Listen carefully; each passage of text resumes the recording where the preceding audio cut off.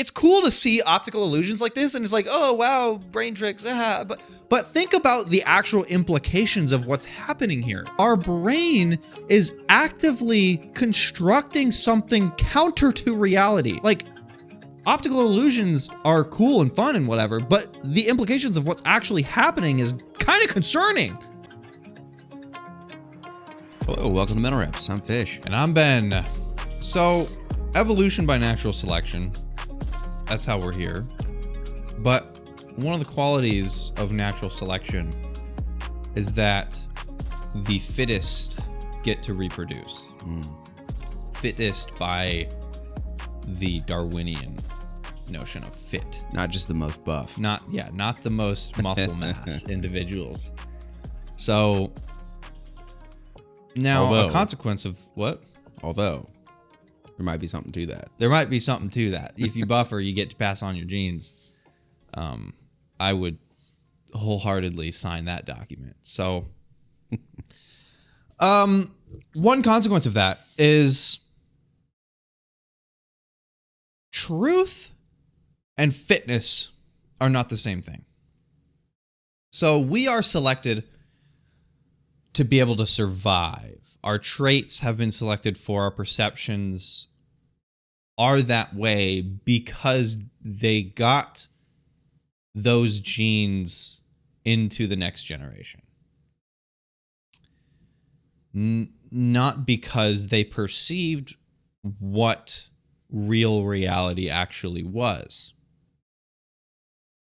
Now, there's reason to believe that everything we perceive could be so far off base from what actual reality is that we are just, our perceptions are analogous to a computer screen operating the computer not being the true reality of the actual processing that's going on in the computer. If you drag a file on your screen to the garbage bin, it isn't the literal, it's not a causal relationship between the file scrubbing across the pixels of your display and being dropped into a little garbage bin that causes that to be deleted, right? It's transistors and resistors and capacitors inside your computer that are causing all these things to happen. That looks nothing like pixels on a screen. And those pixels on a screen could be what our life is, what our sight, scent, touch is. And we have possibly zero connection with what ontology is, real ontological reality. So we're going to talk about that today. We're going to talk about, are we really seeing truth when we look out into the world? Are our eyes a window that we're looking through, perhaps colored in some way? Or is that even much too generous to how accurate our perceptions are reality? So let's talk about the brain a little bit. The brain. Let's talk about the brain. Well, and you said colored, which I thought was an interesting word choice there. Because it is that we've talked about this. It is the case that colors are certainly altered. Oh, absolutely. I mean, we know this in other animals. Mm-hmm. Dogs don't perceive the same colors that we do. Mm-hmm. So, I mean, that's already, I mean, maybe I'm reading it incorrectly, but I feel like that's already one step in the direction of perception being a survival construct. Yeah. Yeah, not analogous to reality. Now, there is a real objection to this, a reasonable objection. That is, why would it be the case that, we'll get to this later, but one objection is, why would it not be the case that perceiving what is real about reality is obviously advantageous to our fitness? Right? Why would seeing a delusion be advantageous to our fitness? And that's a real question, a good one at that, and we're going to answer that later. But first, we're going to talk a little bit more about these things analogous to color that are a little bit more obviously constructs that don't map real reality. So color, we'll just start with that. I mean, dogs don't see our green and red, and I don't know exactly what it is, but I think, isn't it the case that dogs just straight up see like shades of black and white? I feel like that was a Or is theory. that a myth? I feel like that was a theory at one point, and I don't think that's entirely accurate. How do dogs see? Because it's entirely possible that This is AI overview. Oh, God. All right. They see primarily shades of blue, yellow, and gray. Blue, yellow, and gray. Mm-hmm. Okay. Because one thing that dogs didn't need to evolve was shades of like red and yellow that represent ripe food. Yeah. They didn't have the picking hands like our ape ancestors did, right? Yeah. So color is like so obvious. Like, yeah. Now, there is also a more philosophical, like solipsist analogous or solipsist adjacent question that people ask of, is your red my red? Do we get the same experience when we see red? Probably, yeah. Probably, yeah. It's a fun question to ask because we can't, it's genuine, like it's unanswerable. We'd have to see through each other's conscious experience, which is against what consciousness even is. I mean, I would say it's safe to assume, unless excluding the colorblind, it's safe to assume that, like, you know, my red is not your purple. But, yeah. But we might see varying offsets of red, maybe, between a different set of eyes. And that would be because of biological differences in our cones, not because of some dramatic conscious experience altercation. Right. Right. And that's the question that people usually ask when they say that, is your colors could be just totally different from my colors. And we are the same evolved creature. Like, it's probably, unless there is some reason to believe that consciousness operates differently from person to person, which, I mean, that's an open question. There's, as far as I understand, no reason to believe that that's the case, but we probably perceive the same colors on some level, short of minor biological differences. So let's talk about this whole brain stuff as it relates to vision. So vision itself often is thought of as a window. Our eyes are a window onto reality. There's reality out there. Light bounces off stuff and hits retinas in our eyes. Yeah. And that was, whenever I was growing up, I heard the fact that color exists in the eyes, right? It's not like a real part of the world, really. Yeah. That was a very difficult to grasp fact as a young lad. Why? Why? That's just, well, think about it. You think you're holding like a red something, and then it's just like, it's just in your eyes, bro. Yeah, it's a construct. Yeah. I mean, and imagine being 12 and hearing that. You're just like, what do you mean? Yeah, that's, well, I would hate to talk about this entire episode to your 12-year-old self because we're going further than just color. So most people think of vision as as analogous to eyes or retinas being the window to the outside world, right?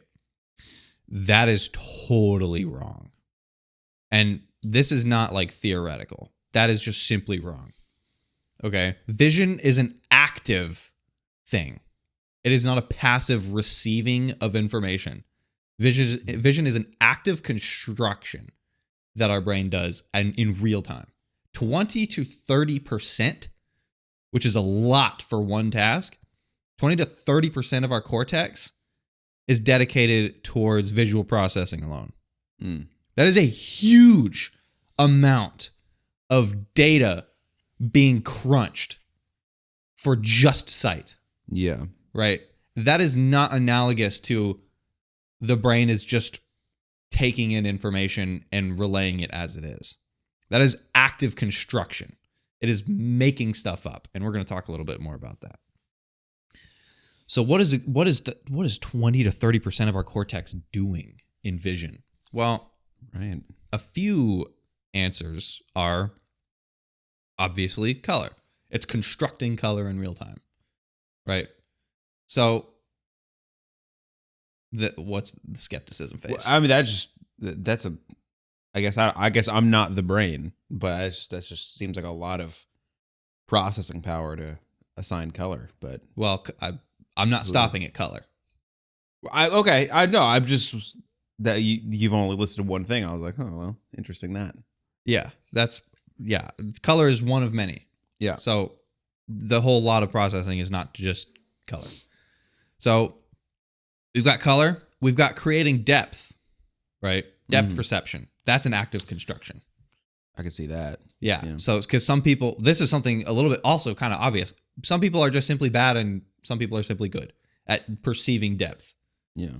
So And because it worsens we don't, with age. And it worsens with age. And it worsens with age because depth has to be a construction because we see in 2D, right? Sight is 2-dimensional, not 3-dimensional. Right. So do you know what that, like, do you know why that is? Well,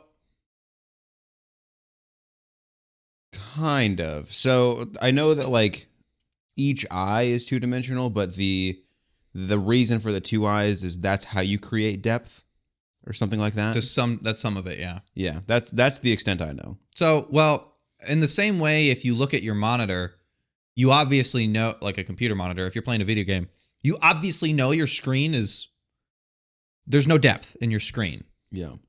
But we perceive depth on the pixels because it simulates smaller objects further away, bigger objects closer. Mm-hmm. In the same way that your game is obviously 2-dimensional on a screen, right? There's just up, down, and left and right. There is no forward, backward. It creates depth. Mm-hmm. Our brain is doing the same thing. Our eyes are 2-dimensional. There is no depth part to photons hitting our eyes. Right. Right. The depth. So longitudinal depth is helped by the two eyes, right? That's why if we look at something over there and over there to our left, to our right, it's easier to perceive how far away the two things are than it is if something was close to us and that same thing was also, another thing was further away from us. Yeah. Because that's longitudinal. Latitudinal depth is easier to perceive. Longitudinal depth is an active construction that is totally made up, constructed from our brains. Okay, so that's another part of the processing that's happening. Edges to things. This stuff, Yeah. just the way we perceive objects as independent entities is also a construction. Yeah. So this is shown in like children. When you and I see something like a goat, and another goat, and like another goat, and another goat, and a lot of goats. When we see goats, we project a sort of prepackaged understanding of what we know a goat to be onto that goat. Yeah. We don't take in all the sense data of the goat. Insofar as if we were to see 15 goats, one image, and then another image of a goat, and then that goes away, and another image of a goat, and they're all different goats, but we only saw one image at a time, almost certainly we would not be able to pick out which one was which. We would just say, I don't know, bro, they're all freaking goats. And not in the same way we could do with a human being. Right. Now, that's not necessarily because goats are just less, they just have less identifiable differences between goat to goat than humans do. Yeah. That's just because we look at the goat in a processed, efficient way. Mm-hmm. We disregard a lot of the data that is coming to us from the goat and then just project goat onto it to save on computational data. children under the same test can differentiate from goat to goat to goat to goat. What are they doing different? Their brains haven't created a construct of what a goat is supposed to be. Jeez. To project onto the goats. So kids are actually seeing the true goat for what it is more than adults do. God, dang. That's kind of crazy because their brains haven't like created an efficient projection to slap onto the goat like we have. And that happens with everything. Trees, cars, objects, literally everything. We slap on a more efficient projection that our brain knows what to expect. Our brain is expecting a certain thing, so it projects an efficient version onto that thing versus actually taking in all the sense data that it needs to. So that's another thing that your brain is actively constructing is that's crazy. Pretty much everything we see. And it gets even more and more and more exacerbated the further through life you go. So if you saw like a truly novel thing, something that you genuinely have never seen before, that can't happen because your brain doesn't know what to project in its place. So you take it. This is part of what awe is a novel experience, a novel sight that your brain can't just abstract away and project what it expects onto it. So another one is predicting motion. Motion is another one. So a lot of people know that conscious sight is delayed because it takes a certain amount of time for photons to get to our eyes and for those photons to be processed in about 80 to 100 milliseconds, right? Which is a lot longer than something like hitting a baseball or catching one for that matter. So how is it possible that we can react to these things quick enough if the visual data of them is literally not getting processed in time, right?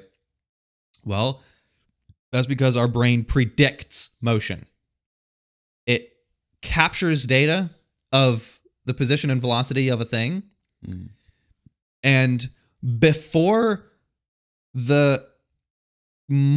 more data gets processed by 80 to 100 milliseconds, your brain predicts what it's going to do and makes that your conscious experience. And it in real time, and it keeps updating it as more data comes in every instant of time. So that's like, I guess the sports example is a really good one. So yeah, this is why people who practice this, they just have a better ability to, what am I getting at here? Like hand-eye coordination is another one. It's like catching the ball or throwing the thing or whatever. You don't need to see the thing happening for you to be able to react. Yeah. So this is why practice works. You might wonder, like, what is it about professionals that are just so impeccable at doing some of these things? Like when it comes to timing, like the pitch of the serve of a tennis ball, like they move. There's so much wrist action and stuff that is perfectly timed with the ball in the air. And this same goes for hitting a baseball. All this stuff, practice, what practice is, the reason these people can get so unbelievably good is because it makes your brain's prediction algorithm more and more and more accurate. Right? So that is part of what practice is just getting your brain's prediction to more and more map onto what actually happens, which is crazy. That's crazy to think about. So yeah, our brain is, visual perception isn't so much an active construction, not a passive window. especially the motion bit with fast moving objects. It is genuinely a made up thing that is conscious experience, right? And this isn't just with vision. We've talked a lot about vision today because that's the most obvious to identify, but it is with all your perceptions. We'll get to a few more in a moment. But conscious experience is the combination of your brain's predictions updated by sense data. In every moment of every second in real time. It is not just sense data coming in and our brain coloring it a little bit. It is much, much more than that. So this I wanted to bring this up. This makes it so hard for me to understand forms, metaphysical forms. Mm-hmm. Realism in that way. Realism by way of tables exist. Chairs really exist. Right? Microphones exist. My tablet exists. These things really exist more than just a collection, a pile of atoms arranged in a certain way that doesn't really differentiate it from the table, the tablet, the earth. There's no real differentiating thing about them other than just the atoms happen to be arranged in a certain way.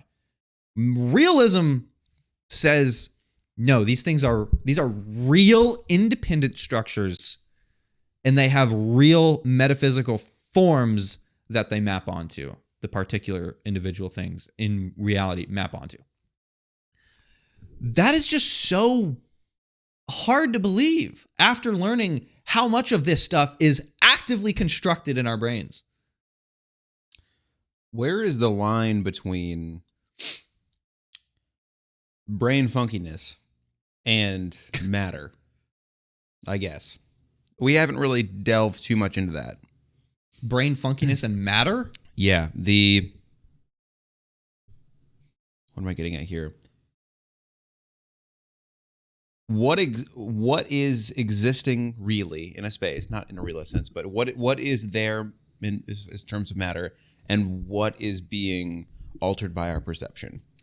Well, that's slightly impossible to know, but because I feel like that's important to talk about in order to talk about the kind of realist debate, right? Yeah. If we're gonna talk about realism, we need to talk about matter. Yeah. If we're gonna talk about realism, we need to. Well, I mean, it kind of does. Because realists would also say that the things we are actively constructing are also real, like the color of red. So, but I'm saying specifically when it comes to structure. See, that's the hard part. We are gonna dive further into this rabbit hole of how evolution may have. Even space and time could be constructs of our evolutionary past. That's harder to get onto. Most of the things I have said up to this point aren't hypotheses, aren't thought experiments, right? Thus far, what I have said is pretty well understood neuroscience. Now, and by the way, citation needed, a lot of this comes from the book The Experience Machine from Andy Clark. Fantastic book. But structure itself, we'll get to that. We'll talk more. We'll bring this back to realism because I do think that warrants further discussion. But we're going to talk about some optical illusions just to for further solidify this stuff. Also, before that, I wanted to talk about pain. Pain is another construction of our minds. I know it well. Yeah. So we all do. Pain. So our brain is a prediction machine, right? When we experience pain, it's also just made up. It's made up. Pain is made up, guys. You don't have to feel it. Ain't that a bitch? Yeah. So there was this guy on a construction site that something happened. He ended up with a very long nail straight through his boot. Through his boot, went up through the bottom, and you could see it through the top. The guy was, I've already told you this story, so you know the end of this, but the guy was absolutely in agony, total agony, and he went to the hospital. They eventually got the boot off and found that the nail went directly between his toes. It never got him. It never touched him.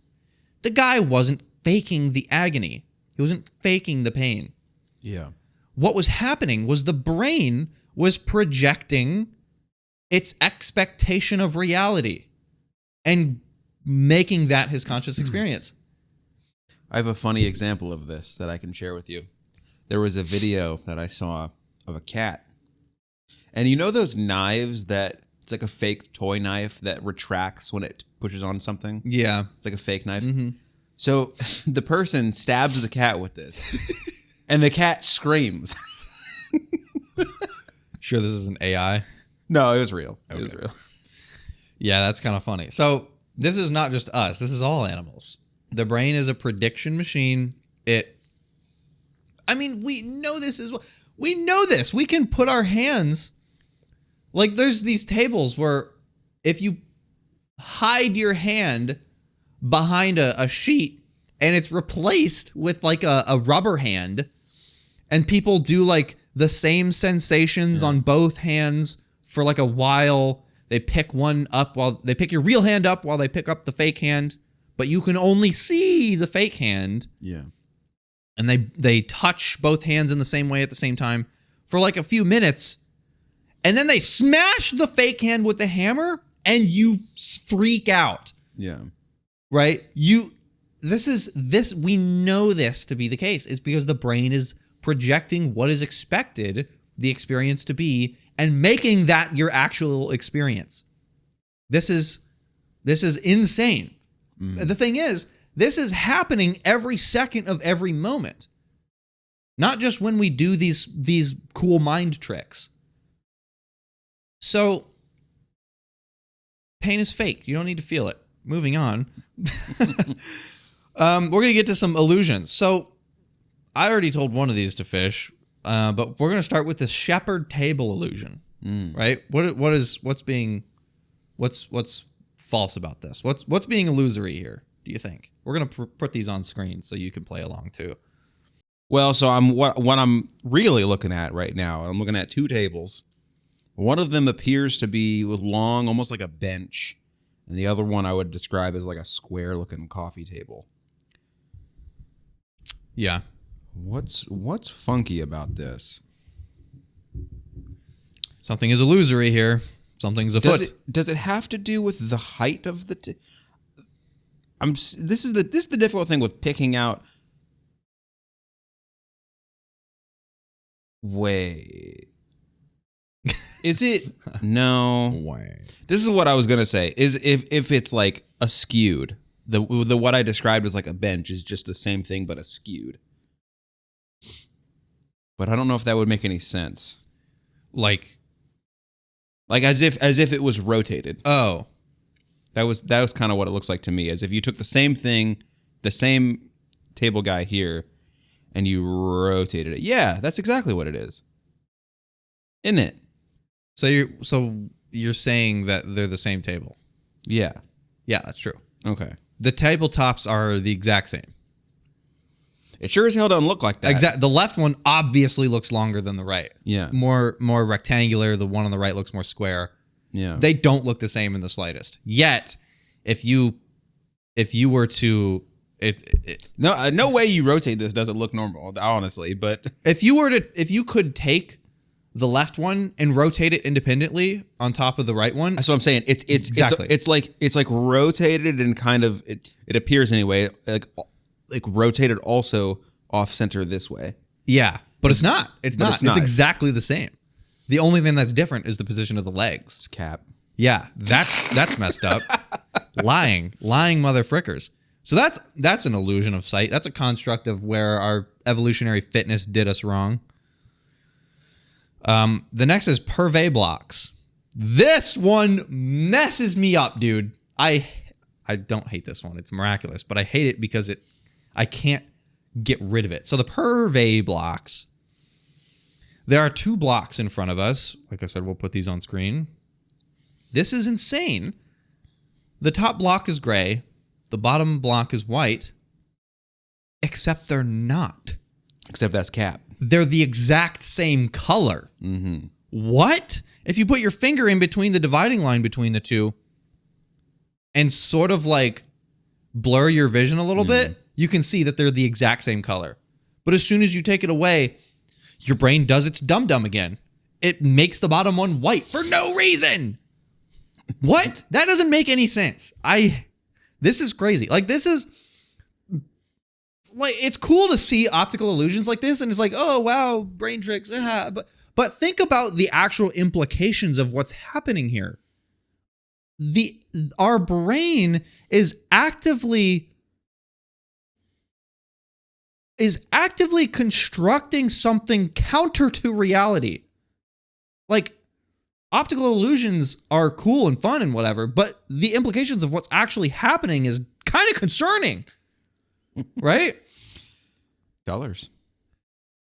So that one's weird. Let's do another one. So we've got the Muller-Lyer illusion. So I have 2 of these links. Click the first one. What the frick is happening here? So you see these little things moving around. Yeah. So the blue lines on the outside of the circle and the black lines on the inside of the circle, or not the inside of the circle, but closer to the circle in the middle, right? You see those? See the 2 lines? Blue line, black line, yeah. Yeah. Those lines look like the black lines look like they're increasing and shortening in length, and same for the blue lines. Yeah. That is not happening. The black lines and the blue lines are the same length the entire way through. It's just the little arrow guy. Exactly. Rotating. The only thing that's happening are little like twigs on the sides moving. And it's making it look like the length of the black and the blues are changing, but it's not. I don't like that. That's a depth. That is our brain trying to actively construct depth perception and failing. Again, our brain. So the second link is another example of the same, but in a horizontal way.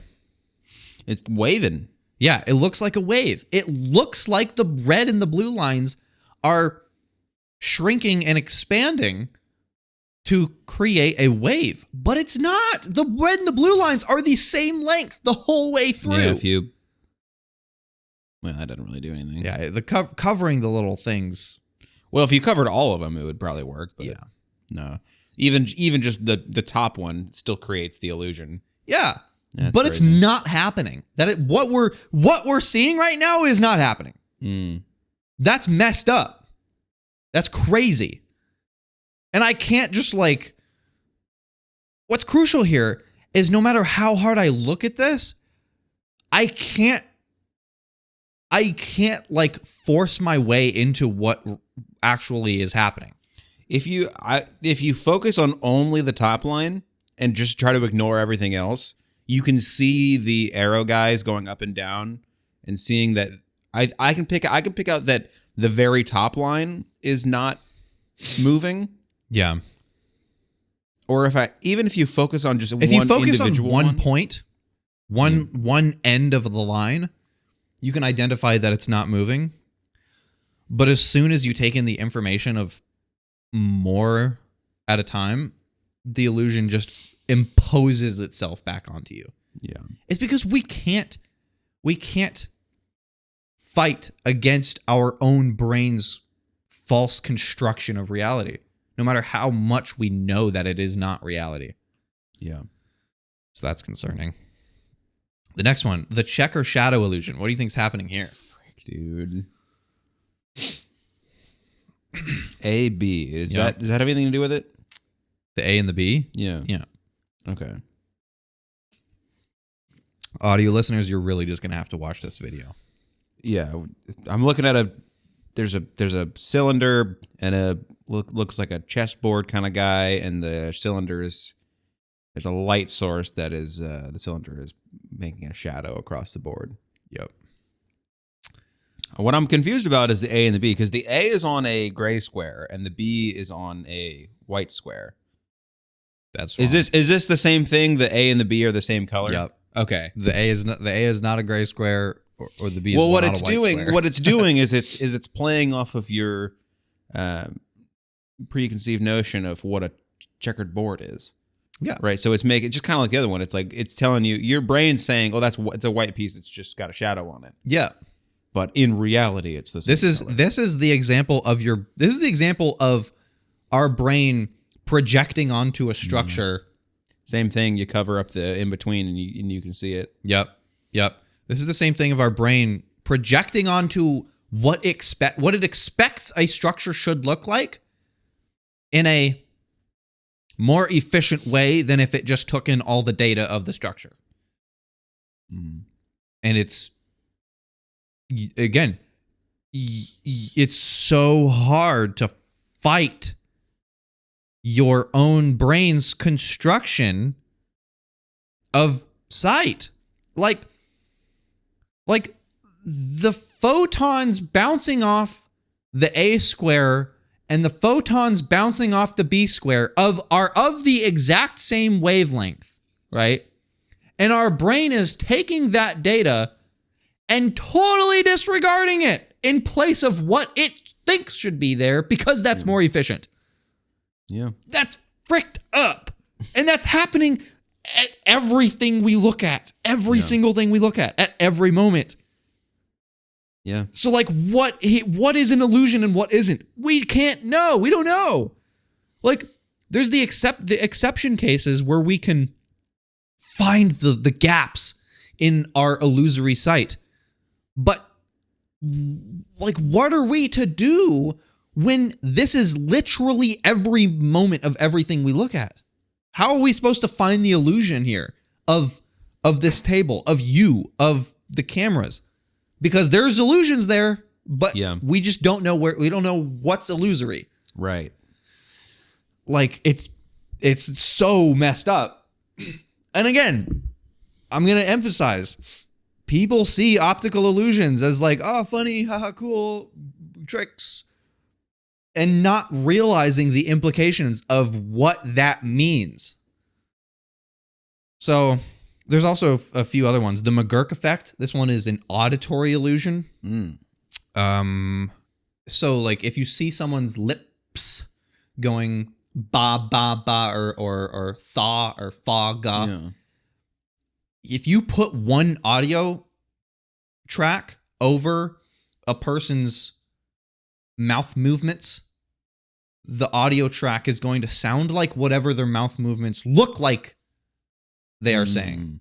So if you close your eyes, you will hear the audio for what it actually is.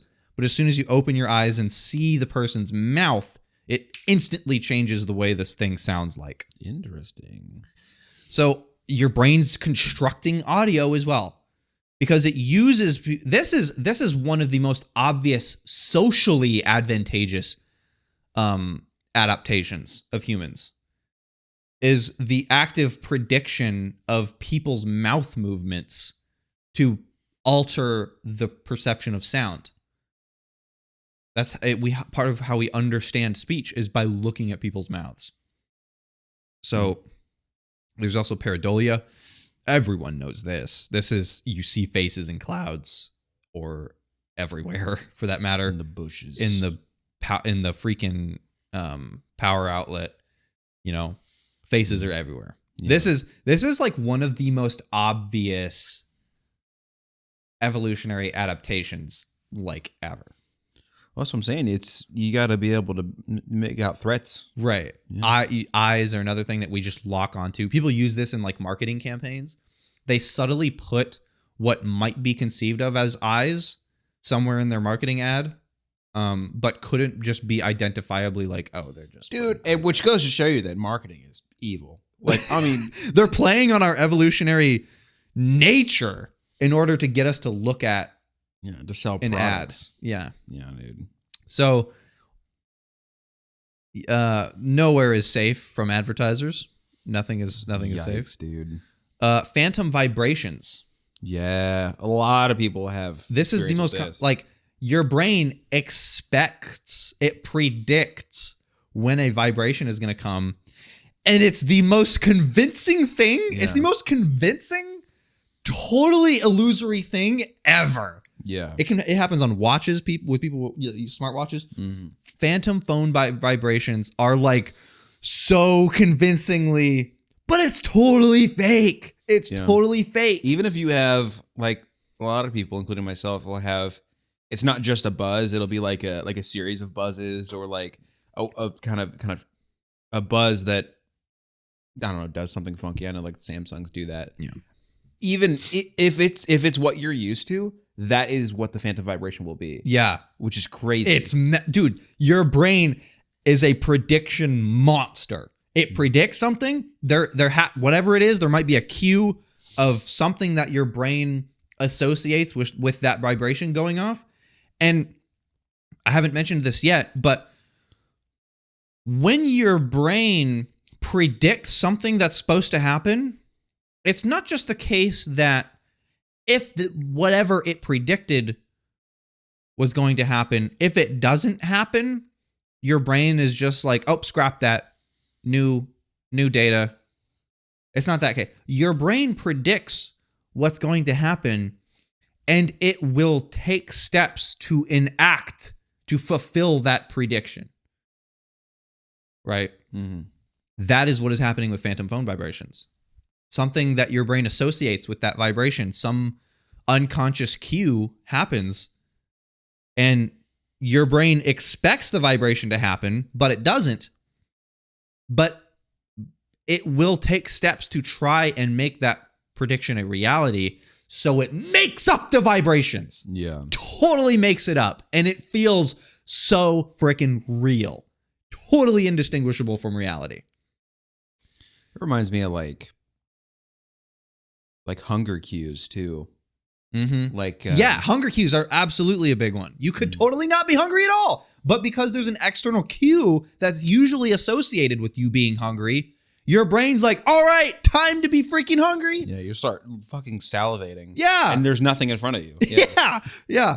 It's totally, it's all a lie. It's your brain. But here's the thing. Again, I'm going to keep pushing this because it is so vital. This is not just happening with when you're hungry sometimes and it's fake, and your phone and your watch or your wrist or your leg vibrates sometimes and it's fake.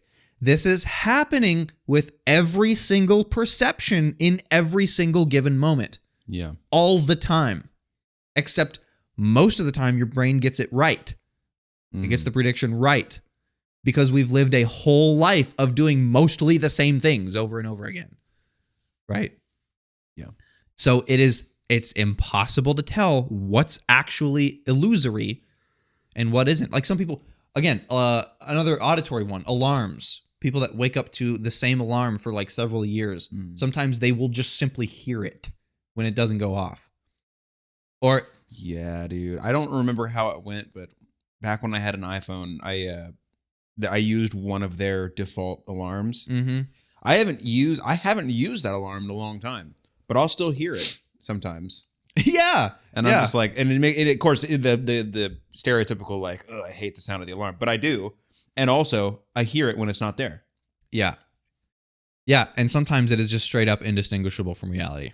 So, another one is phantom limb sensations. People that amputees can still get sensations in their limb that isn't there. Even pain, that really sucks. I mean, everyone heard of like the person that their arm is itching when they don't have an arm. Yeah. It's like, what do you do about this? Yeah. So suffer, I guess. Suffer. Yeah. So all this stuff, so much of our perceptions. Well, actually, on the topic of phantom limbs, I hope I'm remembering this correctly, because I used to I have a guy come up on my YouTube shorts who was an amputee, and he would talk about phantom limbs. And he would talk about if you get like an itch or whatever on the phantom limb, to go ahead and go through the motion of itching it. And that'll oftentimes fix it. Right. Isn't that weird? Yeah. So itching is fake too. It's all just made up projections. Not all, but a lot is just made up constructions of our brain, of what our brain expects. Yeah. It's messed up, bro. Yeah. It's messed up. Again, so far what I've been talking about today is not hypothetical. So far, everything I'm talking about today is not just thought experiments. We are in the realm of neuroscience, okay? So, first, in a previous episode, we mentioned and kind of argued about how far expectation can go to replace actual reality. And you used the word experience to describe actual reality, which I disagreed with, but recently we learned that the experience kind of could mean either or.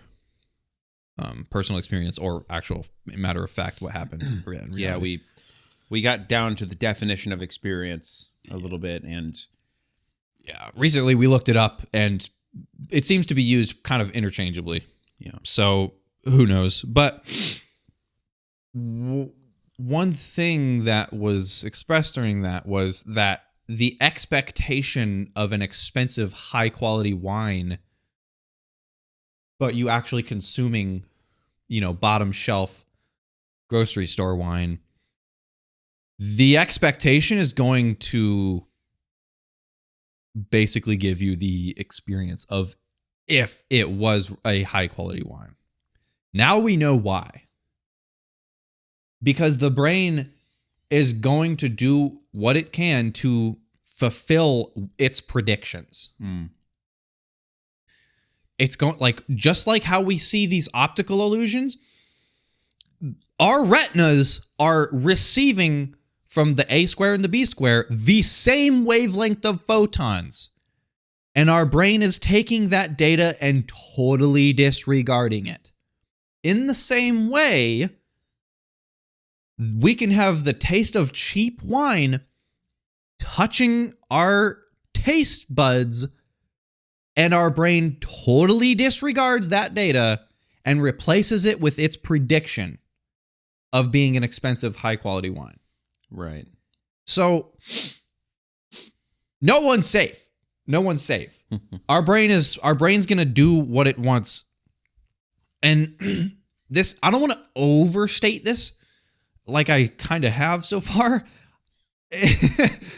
Like I said earlier, conscious experience is the combination, at least as far as we understand so far, the combination of our brain's predictions updated with sense data, okay? Our brains aren't going to override the sense data of seeing a cat when we expected to see a horse. Okay. Yeah. That's just not going to happen. Unless you're really, unless there's some other underlying issue going on. Yeah.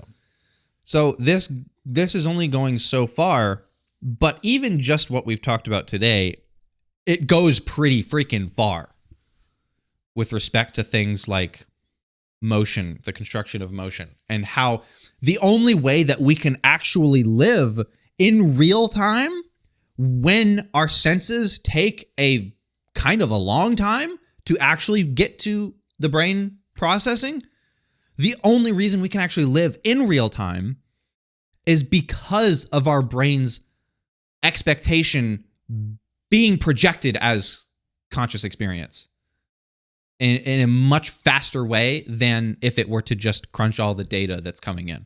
Right. So that's the only way we can actually live in real time. Let's get back to this realism bit. So, yeah, realism. I'm a structural realist insofar as I believe there are real things outside of us. I believe there are things that exist outside of humans. I believe like the universe existed before humans ever came along. I do not believe in metaphysical realism, right? I don't believe that there are forms associated with these structures. Now, I don't know how you can after this. After knowing that 20 to 30% of our cortex is actively making this stuff up in real time. Right. Like, how can you say that these things are actual forms in reality that are being imposed on us when we are doing the imposing? Well, this kind of gets back to what my question was earlier. What actually is the line? If things exist really, structural realism, right? What is the line between what exists and what is perceived? So, obviously colors, fake, taste, sound, even solidity is fake. We're not touching things. Yeah. Right? We evolved on the level of our own size. And that size is not microscopic. Right. Like electromagnetic repulsion is like, my hand is worlds on the size of like a bacteria. Mm-hmm. Like, my hand is so freaking far from this table right now. Yeah. So far from it. On our scale, obviously it's not. It's very close. It's touching. But it's fake. It is totally fake. It's a construction. Solidity is, in a sense, not real. Right. So,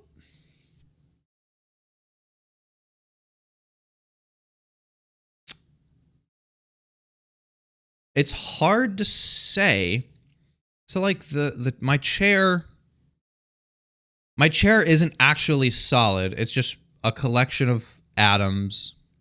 And those collections of atoms aren't actually themselves independent. They're just collections of protons, neutrons, and electrons. And the protons and neutrons are not themselves independent. They are just a culmination of up, down quarks and an up, down quark. And those quarks aren't on their own independent. Those quarks are just an excitation of field fibers that permeate all of reality. And those fields are part of something, maybe, I don't know, nobody knows. Yeah. So, when I say that my chair that I'm sitting on is actually just a field, multiple different fields that are excited in certain positions interacting with other fields,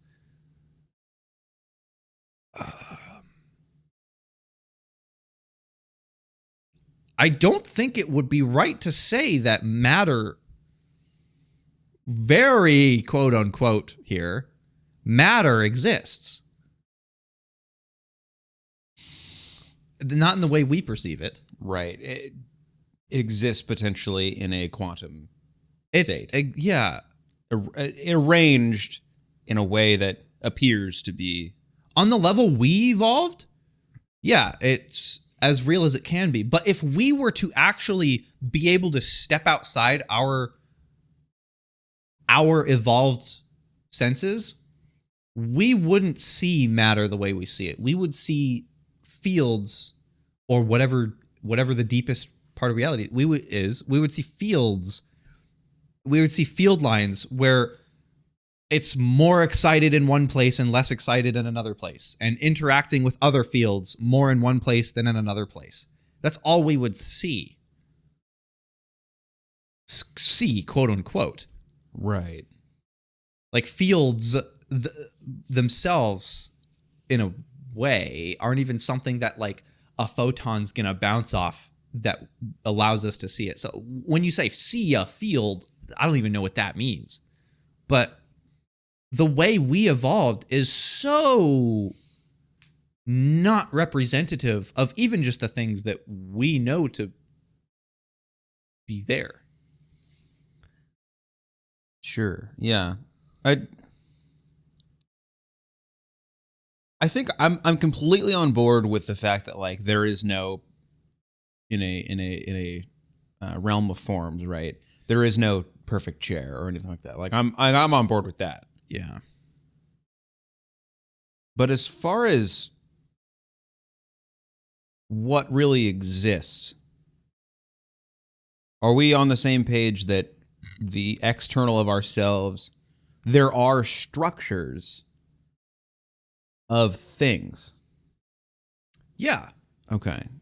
If humans or life in general never evolved, I still believe that quantum fields would have still, or again, whatever is deeper than a quantum field, strings, who knows. But I still believe that totally life independent quantum fields would have interacted with other fields in a way that would, at an emergent level, equaled matter clumps. The sun is formed, planets form. Again, matter is a very far off emergent level from what actual reality is. Gotcha. So these matter clumps could be anything, really. Yeah.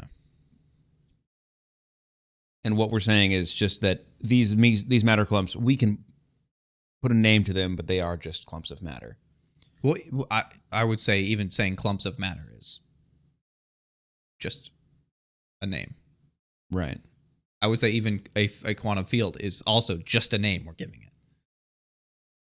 Who knows if that's the deepest level? And this far off emergent fields, what emerges from excited field lines is a high energy excited part of the field creates a quark, and those quarks interact with other quarks, and that's an emergent property when two fields interact.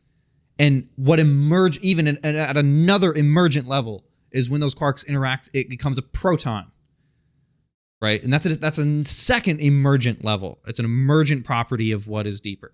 And then again, you see where I'm going. The protons create atoms. Atoms are an emergent level, but they are not what is actually, they're not really the thing. And the atoms create, different types of atoms. That's another emergent level. And this stuff. So you said earlier, I think you were referring to the chair. You said it's just fields. Yeah, and we evolved at that emergent level. We evolved like 15 levels of emergence above the lowest level of reality that we know right now. Mm-hmm. And so all our perceptions are at that 15th emergent level. Right. So it's okay. So we're not disregarding the fact that there are steps to get there. Yeah. Above fields. We're just saying that at a theoretical base level, right? It is fields. Yeah. Interesting. Okay. That's fine. I just wanted to make sure we were talking about the same thing. So what we've nailed down then is what we would refer to as matter or things all comes from a central point, and our perception identifies characteristics around us. And the identification of clumps of matter, you could say, even though there is something more fundamental to that, is only to aid our existence. Yeah. Interesting. All of our perceptions, for example, I don't think. So let's say I'm making these numbers up on some level. Let's say we are like the 10th level of emergence from quantum fields. Like from fields emerges something, from those somethings emerges another thing. In the same way, temperature is an emergent property from kinetic energy. Mm-hmm. Right? Temperature itself isn't its own independent property. So let's say we evolved on the 10th emergent level. Let's say quantum fields are themselves 10 levels of emergence from something even deeper. Mm. I can't conceptualize this, but let's say life somehow... quantum fields. I can't conceptualize quantum fields themselves, yeah. But let's say life could have somehow emerged on the quantum field level of emergence. Yeah. And fields have their own form. There's a form of life that interacts through the fields as themselves that can't perceive anything deeper than that or higher than that. And the opposite is true. Let's say 10 levels of emergence past us, like let's say inflationary cosmology is true. That means there's a cosmological multiverse. Let's say these multiverses are just the atoms for something 10 levels of emergence above us that evolved. Right? And 10 levels of emergence above us haven't, their quantum physics is our level of emergence, or maybe a little bit higher, right? Yeah. This is all possible. Yeah. This is all possible, but, or at least in my puny, stupid brain, this seems theoretically possible. Yeah. So what I'm trying to get at with this is that we have absolutely zero reason to assume that our level of emergence that we evolved on, even at the level of matter and structures, has any resemblance of actual ontological reality. Mm-hmm.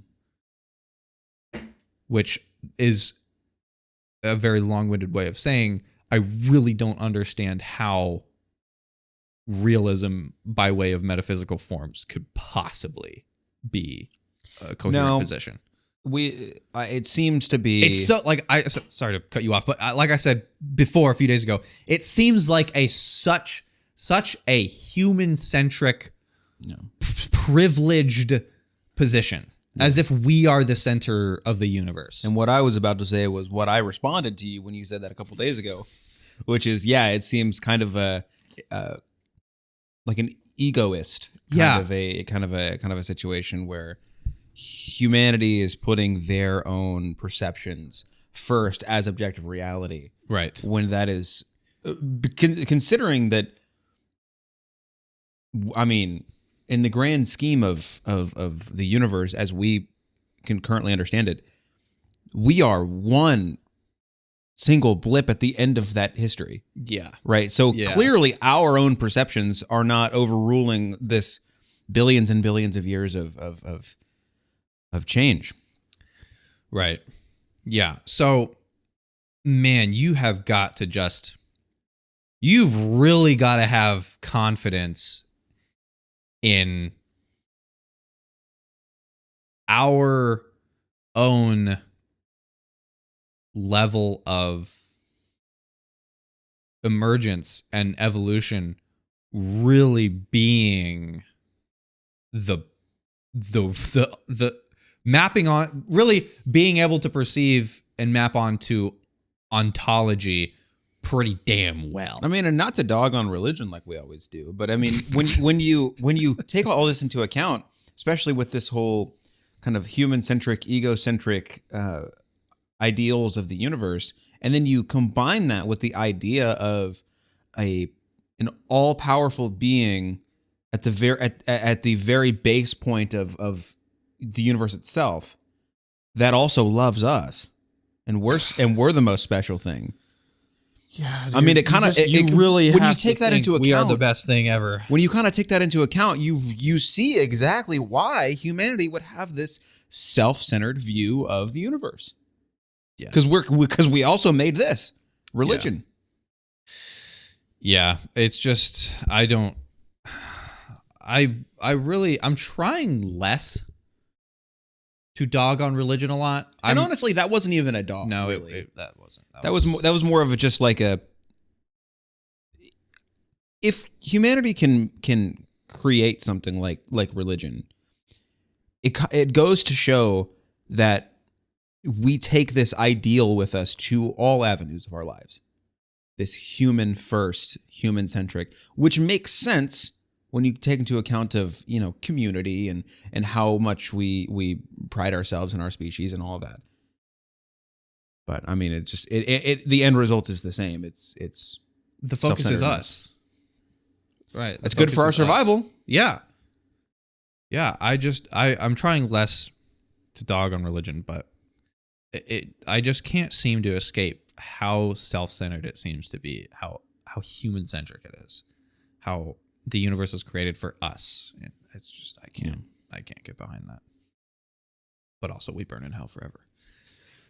So, oh gosh, quick aside, I have to bring this up. Are you in a dog on religion? A little bit. Oh, okay. You Not said so much you weren't. religion, but apologists. Oh, okay. So, Kirk Cameron, right? Yeah. The actor, religious actor, famous dude. He recently said in a video with his son that, and he laid out good evidence and Bible verses to support his view. Those usually have pretty good evidence in them. Yeah. So, well, you'll understand why Okay. it actually makes sense here. I'm withholding my judgment. So he came out as an annihilationist. You know what that is? I know that name. What is that? It means that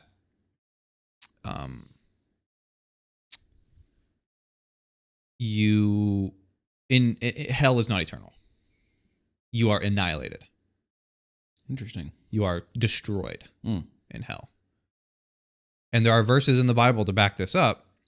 There are also verses in the Bible to back up eternal torture and suffering. Bible contradiction. Who knows? I don't know, man.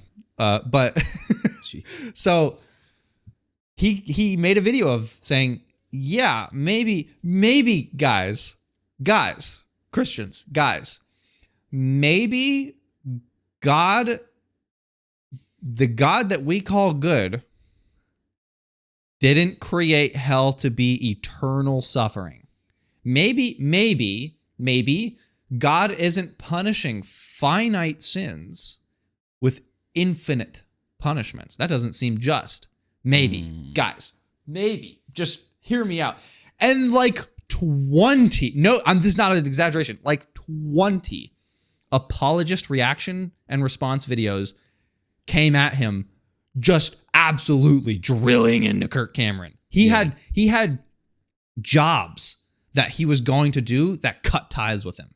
Jeez. Because he had the audacity to take the position of a slightly less immoral God. What? These people are arguing so vehemently for eternal suffering. Why? Why does that matter so much? My gosh. The punishment's got to be severe enough to get people to join the cult religion. Sorry. Whoops. Like, oh my gosh, dude. That just seems so absurd to me. Like, guys, he's on your team. Come on. I'm serious, man. I think that as a tool to get people to join, you need to strike some fear. And what's more fearful than freaking eternal suffering? I don't know. I don't think it's quite that I don't simple, think. but- Listen, I don't think it's an active, like somebody's at the top making this decision. But I do think that it's quite convenient that. And Well, it also just does say that in scripture too. Yeah. It says both things in scripture, by the way. It is whack though. It's so funny the reach that these sort of debates have. To lose a job over this is crazy. Yeah, like there's another guy, Ray something. He's a total fraud, awful human being. He's lied. He misrepresents other people's views. He's just an awful individual. Religious views aside, he is not a good person. He had, I think his church had ties with Kirk Cameron, and he said, we're not affiliated anymore. Like, dude, he just believes that hell isn't literally eternal. Come the frick on. Like, This is such a my team, your team, us, them like game that these people are playing. It's so sad. It's so sad to see. You also see it in denominations of Christian churches. Yeah. The us versus them. It genuinely is sad to see. Like, yeah, I'm rooting for. Like, I don't agree with freaking any of them. I don't agree with Kirk Cameron, right? But Yeah. I'm on Kirk Cameron's side simply because. We should be allowed to have a discussion. My gosh, yeah. Like, can you just like people like there are literally apologists. Apologists, people's job to defend the faith. Saying that this guy is obviously not a Christian because he doesn't think hell is eternal. I mean, even if that's just dumb. I mean, even if you could just say that he's mistaken and just stop there. Yeah, and that's fine. Granted, there were some that said that. Like, there are people that also were actually moderate about this, saying like, yeah, annihilationism actually has some credence. It's not just something you can dismiss. There are Bible verses to support it. But let's talk about why he's wrong. There are people like that. Okay, and that's there fine. are people like that, and that is totally fine, totally fine. But the reaction that a lot of them gave was so unwarranted for this crap. It's immature. It's childish. It is game playing, my team, your team crap. And it genuinely is sad. It's so sad to see. Do better, Christians. whoever was the one doing the stupid that we were just talking about, do better. Yeah. Sad to see. But hey, it's human nature. Is it just a product of our perception? Did we just evolve to be this way? All right, so I alluded to this question of why the heck wouldn't truth? Why wouldn't ontology and fitness coincide? Like, yeah, we can understand that on some level they are different things. But why wouldn't they basically be like, how could it be advantageous to see a delusion over whatever ontological reality is? And we're going to talk about that. Yeah. So again, fitness. What we mean by fitness is not being able to run a marathon. We are talking about Darwinian fitness. Darwin's definition of fitness. Fitness being the ability to pass on your genes. Greater fitness is greater ability to pass on your genes, and the antithesis is true. So now there's this term, survival of the fittest, that got thrown out like, I don't know how many, so a lot of years ago. And it's truly it's just been an absolute disaster of a term. Yeah. Because it is true in respect to Darwinian fitness. Fitness as Darwin defined it. Yeah. The survival of the fittest is true. The survival of those who can pass on their genes the best is true. People took that and thought like this is what the whole eugenics crap was not helped by this. Hitler's whole idea of this was blundered by this. Survival of the fittest as survival of the buff guys. Yeah. Survival of the aggressive. Survival of the assertive, survival of the strongest. The alpha male mentality. Yeah, that is not how evolution works. That is not natural selection, right? That is not how it is. The term survival of the fittest has been taken. It's just been an awful. It never should have been thought of. Whoever thought of that, don't say it, right? Unless you are clearly stating Darwinian fitness. It's not an accurate term. And when I say truth, from here on out, I am talking about ontological reality, which is to say, that which is actually there, completely independent of any mind perception, whatever. The matter of fact reality. Mm-hmm. That is what ontology is.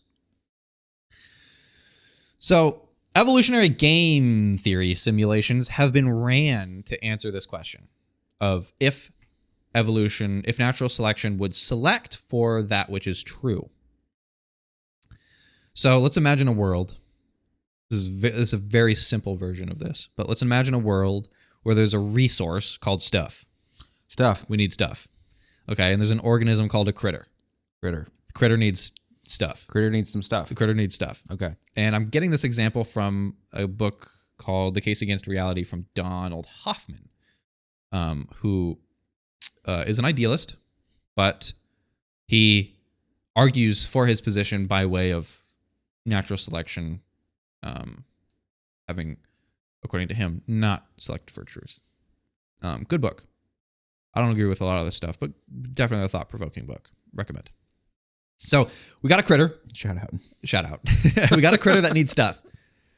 So the stuff works like a resource, like most resources we have. So we're going to use oxygen as an example. Is this a thing that once used is? Well, is this a resource that is expendable? Yes. Okay, so once used, it has been utilized and no longer. Yeah. That doesn't really matter, but we'll say yes. Okay. I don't know what matters, so I'm just this critter stuff world needs to be very vivid for me. Okay, so we got a world, we got a critter, and we got stuff. Okay, so the stuff works like a resource where not enough is bad, a certain portion is good, and too much is also bad. In the same way oxygen would be. Not enough gives us headaches. Enough or the right amount is we don't even perceive it. It's not even something we have to think about. Yeah. And too much, we're going to get lightheaded. Yeah. Okay. So this stuff works just like that. Like most resources. I can't even think of a resource on our level that more is always better. So the stuff is on a scale of 0 to 100. Okay. We'll say 0 to 30 is bad, 30 to 70 is good, and 70 to 100 is bad of this stuff for this critter. If the critter is tuned to truth, right? If the genes that it mutates are selected that allow it to see what is true about this stuff, right? Mm-hmm. It first perceives the stuff. Doesn't matter the perception. Like, we're talking about barely multicellular organisms here. It can be on that simple of a level. It just perceives it in some way. It perceives the stuff and sees that stuff or perceives that stuff for what the stuff really is. We'll say 69. There's 69 stuff. Okay, so the critter found 69 stuff. Mm-hmm. But this alone doesn't tell us anything as to if 69 stuff is a good fitness payoff. It just says that there's 69 stuff. Right? Right. Okay. So it has to make an additional calculation or computation of the fitness payoff of 69 stuff. What is meant by fitness payoff? Good for its fitness. Good for its fitness. Okay, so are we assuming that the critter does not know that you have defined the world as 30 to 70 as good? We're not assuming that, but it needs to make a determination on what is good? Yeah. Okay. The critter doesn't. Yeah, the critter. That's what I was asking. The critter doesn't know that 30 to 70 is good necessarily, but it needs to make a determination on if 69 is good. Yeah. Okay.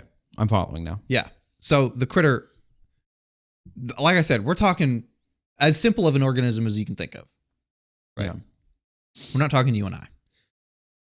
So if the critter is tuned to truth, it sees 69 stuff. Yeah. Like I said, that doesn't tell that critter anything as to if 69 is good for its fitness. Yeah. So it has to make an additional computation, which requires another gene mutation to tell it if that 69 stuff is good for its fitness. Mm-hmm. So it sees the stuff, it sees that there's 69 stuff, and then it has to tell you if 69 stuff is good or bad. We know 69 stuff is good. The critter has to figure that out after it's determined if 69 is, after it's determined the quantity of stuff. Okay. So quantity then is good or bad. Yeah.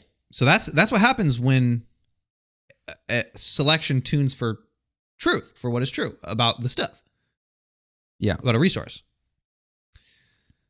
And we know that that's not what natural selection selects for.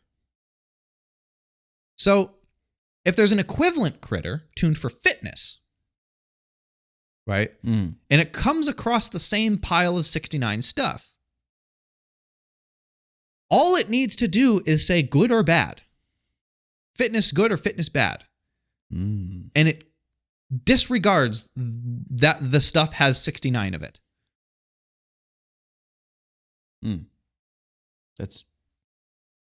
But here's the thing. It survives because of that. Because if it's good, it indulges in the 69 stuff. If it's bad, it doesn't. It never needs to know how much stuff is there. All it needs to know is if it's good or bad. How do you know if it's good or bad without knowing the quantity?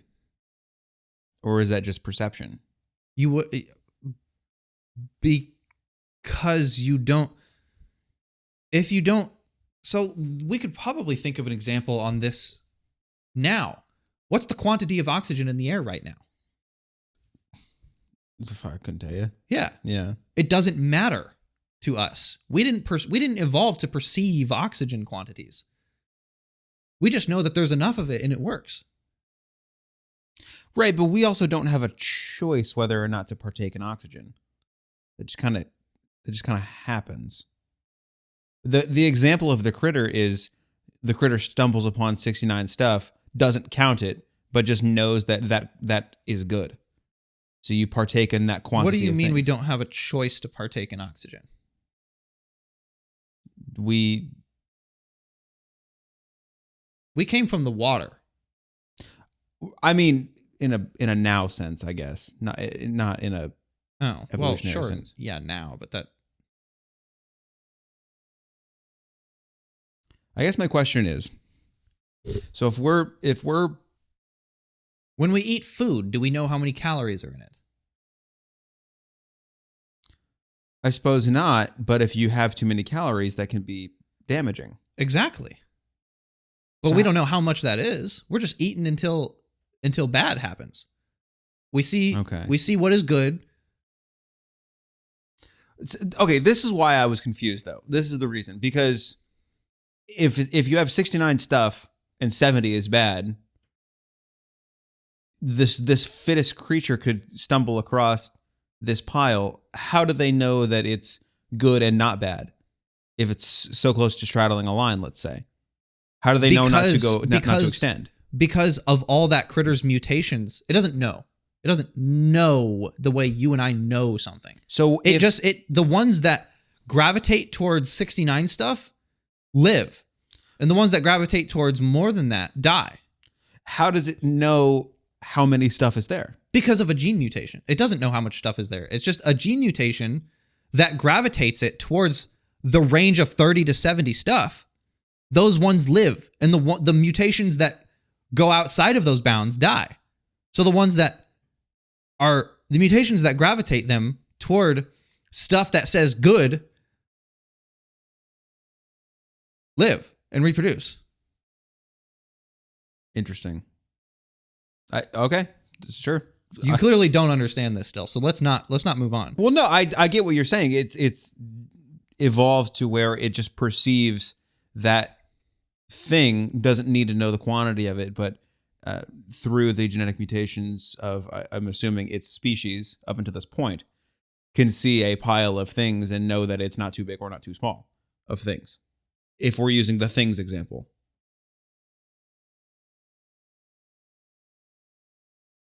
Not even you. I still don't think. Listen, I know I'm not explaining this quite well, but when you just said it sees it and sees that it's not too big or not too small, that's incorrect. All it sees is good or bad. Right, but what is the difference between good or bad? The amount of things. Yeah, but it doesn't see the amount of things. So it doesn't see not too big or not too small. So it could walk up to a pile of stuff and go, yes. And then it could walk up to a bigger pile of stuff and just not think that it's bigger, but just go, no. Yeah. Okay, I suppose, but I don't think it's that big of a leap to say that there's an identifiable difference between the two. I mean, maybe I'm assuming. Yeah, I'm trying to. Maybe Yeah, I'm there's an assuming identifiable something about the computational ability of this creature. But I mean, good, bad, big or smaller. You would think that there is some identifiable characteristic that is separating. If it's the same thing, just one is a good quantity and one's a bad quantity, you would think that the perception that associates good versus bad is the quantity itself, not the number, the size maybe.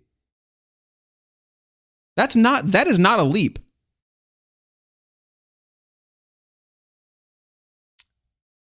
Okay, if we're assuming something that already has, if we're imagining this thought experiment as like a full-grown mammal with vision, sure. That's what I was. I mean, I don't. I guess At that point, most of the evolutionary processing has already been done. Millions of years up to that point.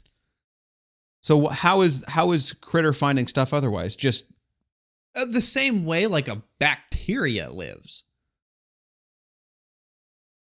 A bacteria doesn't know like anything, really. well, sure. I mean, if we're going to that level, then sure. That's why I When you say critter and stuff, that kind of like, I don't know, that puts an individual mind, and then also quantity of things. That also kind of paints a picture. It does paint a picture. I did try at the beginning to say we're on an extremely simple, barely multi-cell organism level, though. I did start it with that.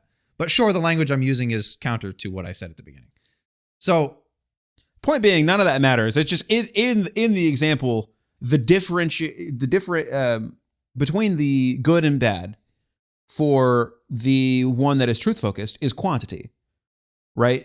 Because the thing knows 69 versus 70, you would think, or something along those lines. Well, it knows 69. It doesn't know that 69 and 70 are a thing. Yeah. It just knows that one is bad and one is good. Yeah.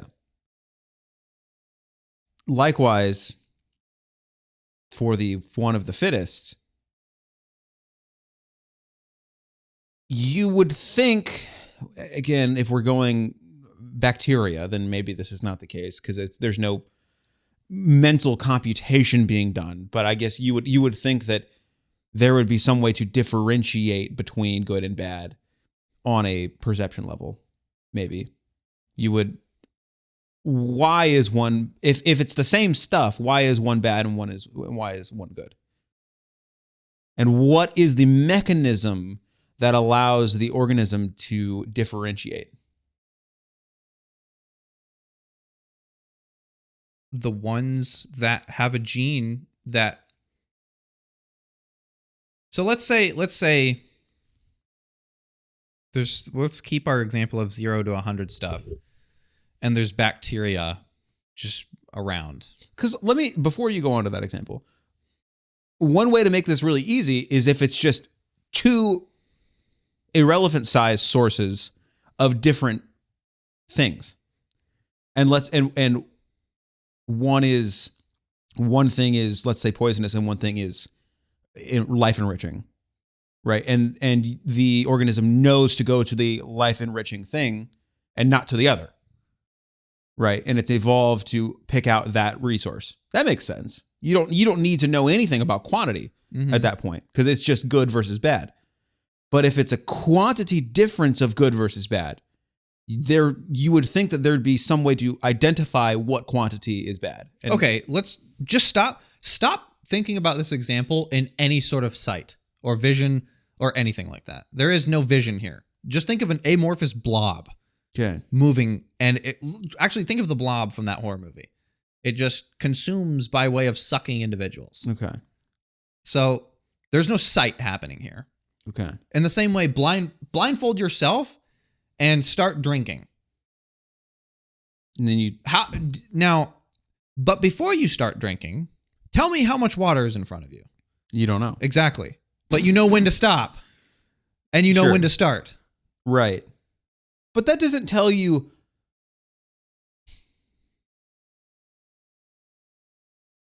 Okay, let's just simplify the example altogether. It's not about piles of good and piles of bad. It's just there is a big bucket of something, and you just take until you're done. It doesn't. So you just went from a pile to a bucket? Two piles to one bucket is what I went to. If you weren't following along. Oh, okay, sure. The point is it's not about the quantity of the thing, and it matters what pile you take from. It's about how much you partake of any amount of resource. Yeah, sure. And not about this is good pile versus bad pile. I need to take all of pile versus all of pile. It's just a resource to take from. And one, I mean, wouldn't the difference between fitness and truth be the end result is the same? Because the one guiding by truth knows the quantity it needs, and the fittest. No, it doesn't. It doesn't know quantities. It just starts and stops. So if by knows the quantity it needs, what was the example you gave with the one? It stumbles upon the piles, and what does it do? Okay, you complicated the example by bringing in a second pile here. You brought in a second pile. I brought in. No, I didn't. I simplified to one pile. No, I started with stuff. All there is stuff. 0 to 100 stuff. That's all I started with. And then you said, well, let's have a good pile and a bad pile. All I said was 0 to 100 stuff. 0 to 30 is bad. 30 to 70 is good. 70 to 100 is bad. That's. I think I added a second pile. I think what I did was I if you're not capping right now, which might be the case, I think what I did was bringing in the second example brought in a separate attribute of this, which maybe was identified in a second pile as opposed to a second critter. Continue. You were in the middle of something when you said I brought up two piles and I corrected you. You were in the middle of a sentence. No, you were in the middle of a sentence. I swear to God. You were just about to say something. Well, scrap it. you were about to go back to the critter example to determine something, and then you said to me, "Oh, you complicated things," is what you said. Because you did by adding a second pile. So when you say the critter knows how much it needs and knows how much it doesn't need, if by that you mean the critter knows the quantity of stuff in front of it, no. I don't mean much of anything. What the reason you started talking? It's a good thing you said something then. What the reason we started talking about this again, and you started bringing it up before you got derailed again to correct me, was that I had asked you what was the mechanism of the truth-guided critter. What is its process? The mechanism of a truth-guided critter? Because what was the original premise? The truth-guided critter does what with the pile? Identifies the quantity. And consumes the what? It identifies the quantity and then identifies if that is good or bad. It identifies what is there in reality and identifies if what reality is good or bad. And then I would imagine consumes said resource to a good amount. Irrelevant. Well, all right. Well, the reason we got onto this was I was making the claim that the fitness guided and truth guided critter ultimately have the same outcome, which is the correct level of resource. Yeah, they would have the same outcome. And then I said, because the critter knows the amount of resource to take, and you said no, but then you said yes because you identify the amount of resource that is there and what is good or bad. If a critter can know the quantity of a thing and know whether or not those quantities are good or bad, they can determine what that line is. Yep. And therefore, what I said is true. Which was they would get to the same outcome? That for one, but also that they can know what quantity is good. Oh, a truth critter? Yeah. That's what I said. Oh, okay. You said that of a truth critter, sure. Yeah, and you said that's incorrect. You said truth critters can't do that. That's incorrect. Well, I thought you were talking about the an actual organism governed by natural selection. No, I was talking about the critters. Okay, well, truth critter. I'm glad we nailed that down. Egg on your face. Shame on you. Okay, so yeah, a truth critter. They would absolutely end at the same place and both live, and the truth critter would have the additional benefit of knowing what reality is. Totally Right. I don't remember. That was the claim I was making. Yeah. Oh, well, yeah, no shit. You're not objecting to anything. I wasn't objecting. I was just saying a sentence, and then you said no. Well, I don't know if that's much too. I don't know if that's at all what happened. But it is. So yeah, agreed. I guess. Sick. So you were just stating that the truth critter would see truth. Well, no, all I was saying was just a simple remark about both critters have the same outcome, which is the correct amount of resource gained. Not necessarily. I mean, no, that's part no.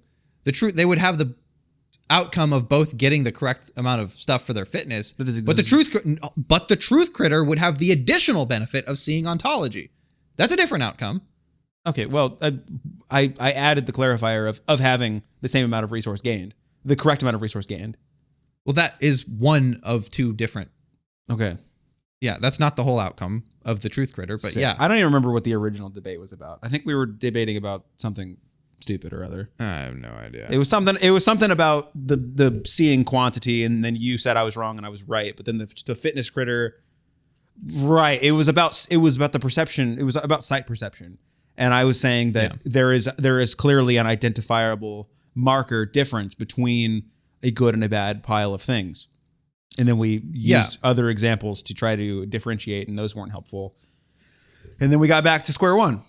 But point being, yes, a truth plus fitness critter is going to survive just as much as a fitness only critter. The problem is that to get the truth part too, you need an additional mutation and computation and time it takes to do that. And that's not what natural selection selects for. It doesn't care about that.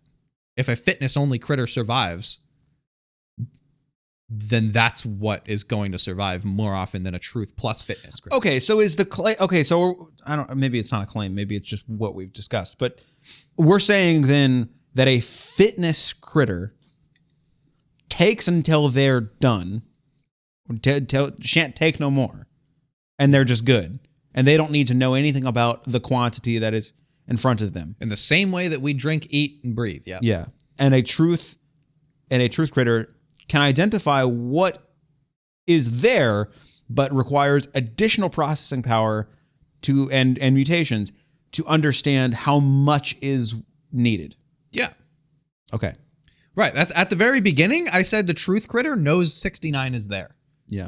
And that doesn't tell it anything. Right. And that was complicated. Okay. That was complicated by me introducing a second pile into the equation when it was needed to be simplified back down to one. What I was trying to get at there, we kind of already talked about it. What I was trying to get at there was, how does a critter know what is good, or a fitness critter, what is a good amount and a bad amount? And the answer is they don't. Yeah. They just know when to start and stop. Okay. So I think what I was trying to do there was trying to determine how do they know what to avoid? And the answer is that's a different problem. Yeah. The ones that they know what to avoid, they don't know anything. Well, they don't know anything. But know in a quote unquote sense here. They know what to avoid because their genes avoid it. Yeah. The ones that didn't avoid what they know what to avoid die and don't reproduce. Yeah. It's not the difference between a bad substance and a good substance. It's all just substance and how much to take. Yeah. Okay. Yeah. I'm on board. And here's the thing. The fitness critter is what evolution by natural selection is. There is no such thing as a truth natural selection. That doesn't make any sense. Yeah. So the game theory, what I just described is a super simplified version of evolutionary game theory. Okay. Super simple that was. Super simple. Well, it was at the beginning. So we can run simulations of something like this on a computer, and basically The critter that gets mutations for that also knows truth plus fitness.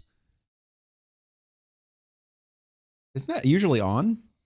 Oh, did it die? It's not plugged in. Fish's camera died. We're back. Where were we? We just got done talking about critters. Yeah, those critter things are behind us now. It can't hurt us anymore.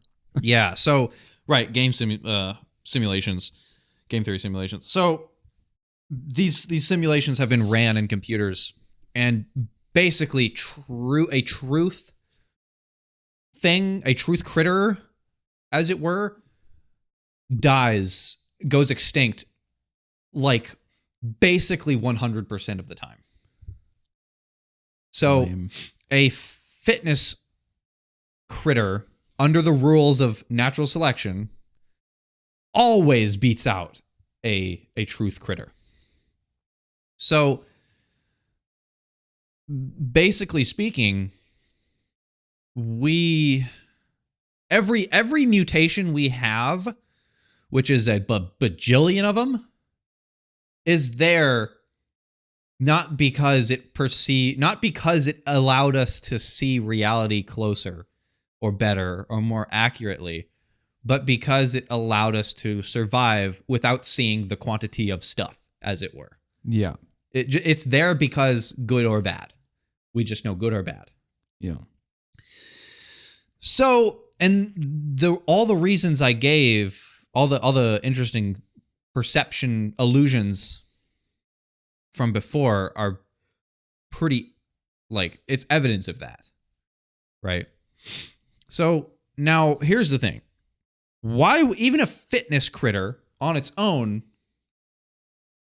taking stuff, why would it not be the case that fitness, what is fittest, at least on some level, clearly we know there are some exceptions here, but why wouldn't truth coincide with fitness? So let's say if under natural selection, there's a fitness only tuned organism going about life. Yeah. Like, even if it's not truth tuned, why would it not be the case that the fitness enhancing resources of the world would not also be the same as identifying what is real, what is true? Like, why would they not coincide? To at least to some degree. Right? Yeah. So, well, let's talk about what happens when a part of reality is fitness irrelevant, which is a lot of reality. Yeah. So, for example, I mentioned this earlier, oxygen is kind of is perceptually fitness irrelevant. It's obviously extremely relevant for our fitness. For our fitness, yeah. But perceptual fitness irrelevant. There's no perception we have, right, that's going to identify, if we hold our breath, right, there might as well not be oxygen in the room right now, and we wouldn't really notice. Yeah. Well, if we were in a true vacuum, I mean, our blood would start to boil pretty quickly, so we'd feel it. But yeah, if it's simply just like not enough oxygen, too much oxygen, there's no, like, we don't have a seeing organ to identify the oxygen level, right? So if it didn't require such perceptual selection pressure, then we didn't get perceptions of it. We don't have perceptions of it. So same for something like wavelengths of light that are outside our visible spectrum. There's no selection pressure for us to be able to see gamma rays. Right. Or UV rays. Right? If we get too much UV, we get sunburns. Yeah. But that's not that common of a thing. It was not consequential. Now,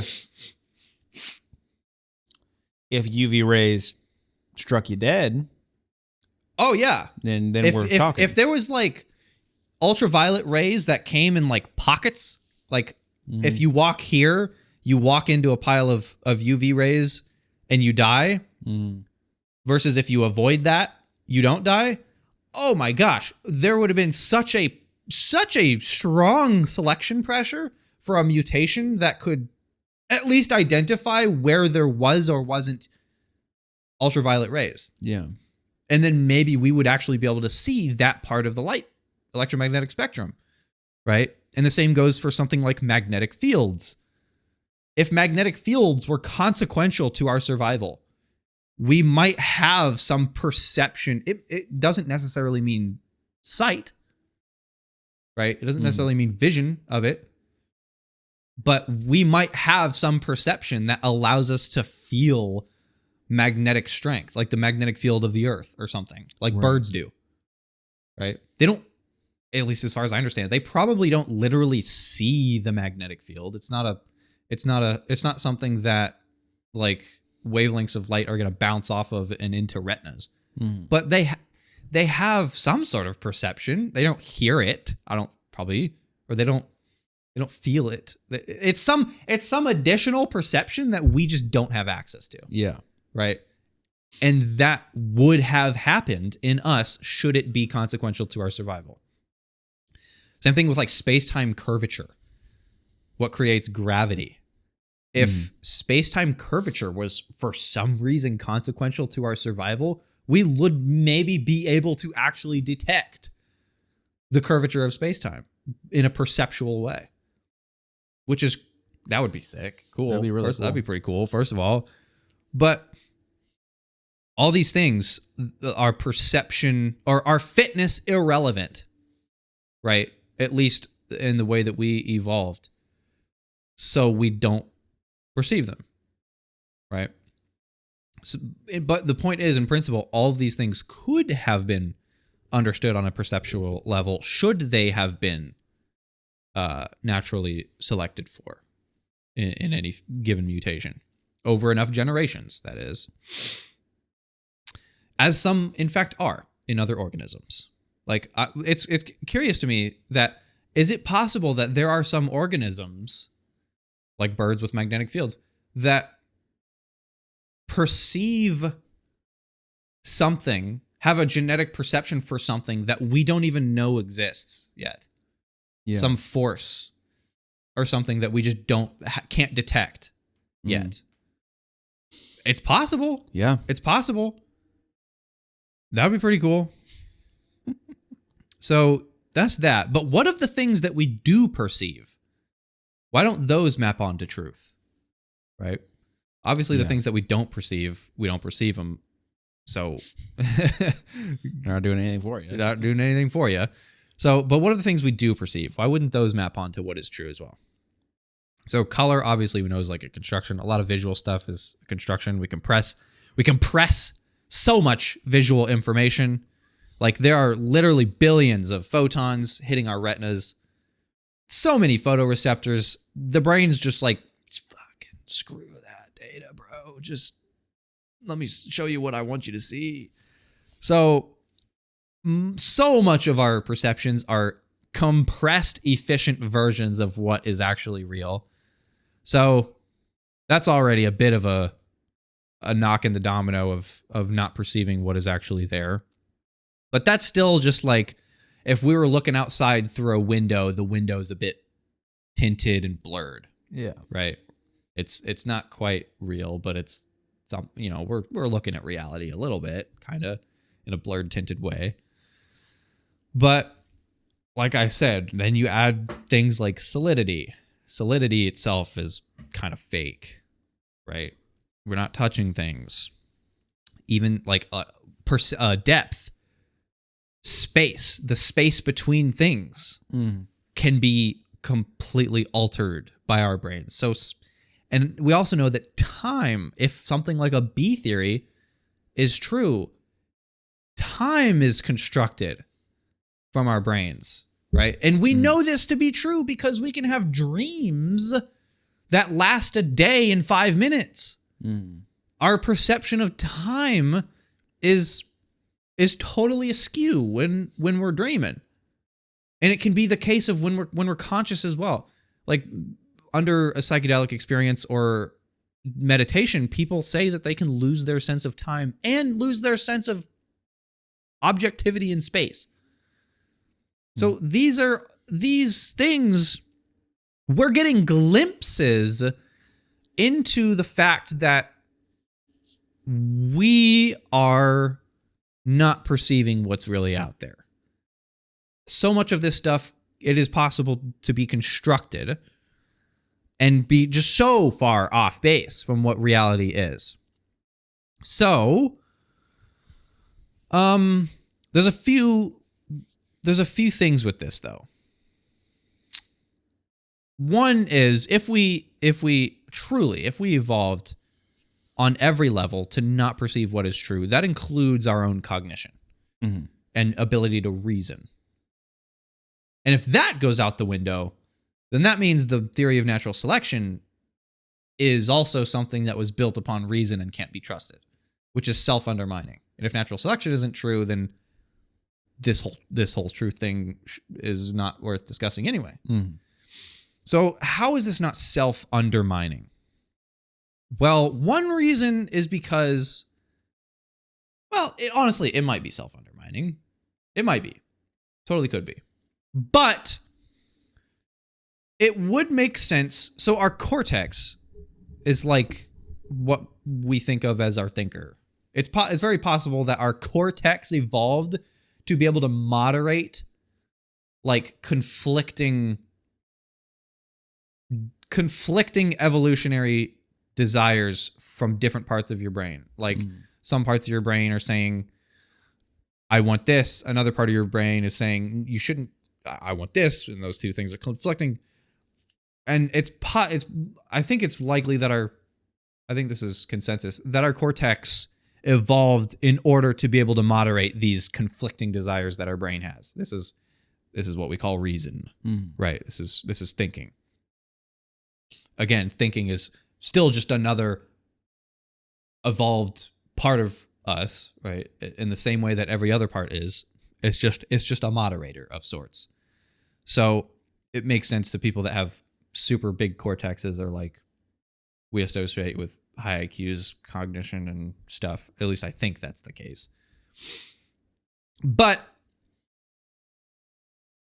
the cortex having evolved and being able to reason about our own internal states these things can be used outside of their evolutionary fitness focused bounds. Right. Something you can have a tool that's designed for something, but that tool might be really, really good in other places that it wasn't designed for too. Right. And reason is probably one of these things. So, and rationality just in general. The reason that is because it works. Right? We see it working in every day. The fact that we have inventions, the fact that we have made predictions on things that based on equations that we came to through reason, and those predictions come true. I mean, this is the scientific method. This is the scientific method, and it works. Right? It's if our reason only worked within fitness level stuff, then this doesn't really make sense. Mathematics doesn't really make sense as to how it so profoundly works in mapping out reality. And that's another thing to sort of pull the anchor back into the boat a little bit when it comes to the reality around us, is the fact that mathematics is so unreasonably good at predicting even the deepest levels that we didn't even know existed. So if our perceptions of structure, color, if all this stuff was totally off base from what real reality is, like not even remotely close, kind of like the pixels on a screen representing, electrical things in a computer, if it was that far off base, then we would not have been able to predict the existence of black holes. We would not have been able to predict so much of what we have predicted that we didn't even know could have been something that was predicted But because mathematics got us there, we predicted it. Mm-hmm. And there obviously seems to be something consistent, some structural reality that exists that is at least some way consistent with our reasoning and our perceptions. And it's pretty good. Yeah. Right. So mathematics is really good in that respect. So I don't think that like we are completely like way off base when it comes to our perceptions mapping onto ontology. I don't think that our conscious experience is analogous to us putting on a headset and living in a totally different reality. Right? I think there is actually something out there that even if we're looking through a tinted, blurred, broken, cracked window onto reality, I do think it is at least some representation of reality. Yeah. And mathematics is an aid in that. So, but it is definitely gives you pause to think. Maybe we shouldn't take ourselves and our perceptions quite so seriously. Easily flawed. Easily flawed. We got a game. A real short and simple one here. Here's what we're going to do. I'm going to tell you 5 facts. Okay? And they're all revolving around the concept of evolution. Not the cool, funky brain nonsense you were just talking about. Just standard, just mostly revolving around the animal kingdom. You know, interesting facts about evolution. And here's how you're gonna do this here. As I tell them to you, you're gonna rank them 1 to 5 on how interesting you think I found them. Okay. Yep. 1 being the most interesting, 5 being the least interesting. Okay. So let's do this. So scoring is going to be if you get it spot on. If you put the number 1 most interesting in the number 1 most interesting spot, you get 2 points. If it's 1 off, and if any one of these is 1 off, you get 1 point instead of 2. Okay. I think I said that right. 2 points for spot on. 1 and point for 1 interesting. is least interesting. 5 is most interesting. Opposite. 1 is most interesting. Least is 5. Yeah. Least it. Yeah. 1 is most. Least. 1 is most interesting. 5 is least interesting. Right. And across that, I think you're going to get this. I just want you to get 6 points. Okay. All right. Here are the facts. And I'm gonna tell you the fact, and then I want you to go ahead and place it, but you can change them at the end. Okay. Here we go. Going right here. Some snakes have hip bones, which shows that they used to have 4 legs like lizards. This is true. These are all I know. These are all theory. I know. I didn't fact check these, by the way. I'm taking them at face value. This one I know is definitely true. Snakes do have hip bones because they used to be lizards with legs. Yeah. And then the lizards just started getting on their stomachs. So the real question here is, why did God create snakes in their current form with hip bones? That is a great question. Because we know evolution isn't true. But aside from that, how interesting did you find this? This is I mean, this is hard because I'm projecting my own interests here. I guess as a side little let's do that actually. I'm gonna make a separate column here, and then we can do this towards the end. And I want you to make your own list out of these. That'll be interesting too. But okay, I was just about to. I'm gonna write these down, and you want me to rank them too? Yeah, I'll put your answers up next to mine. Okay, snakes, hip bones. I would give this. I'll go with me first. This is so interesting to me, dude. I would give this like a 2 probably.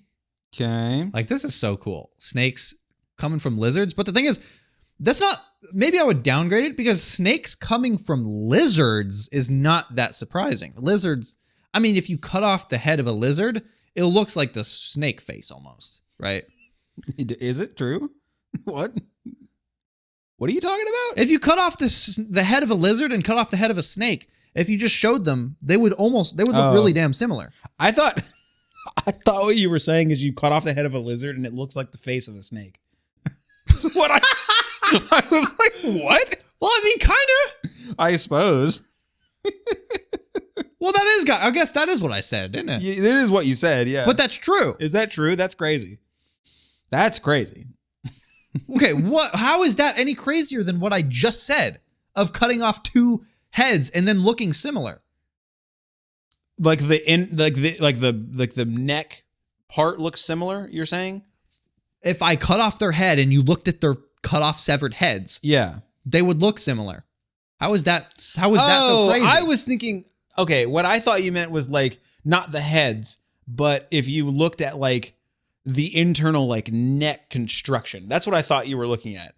Because if you sever the head and look at what's left, that's what I was getting at. No. Well, I mean, you could see how I would come to that conclusion. Yeah, I can see it if I really do some mental gymnastics. The freak. Well, that's not what we're deciding here. Where does that rank for each of us? I'm going to give that a 3. Okay. Because that's pretty interesting, but it's not that surprising. Mm-hmm. What did I give it? Well, considering you didn't seem to give a frick about how similar the two things were, you might have found this even more interesting than I did.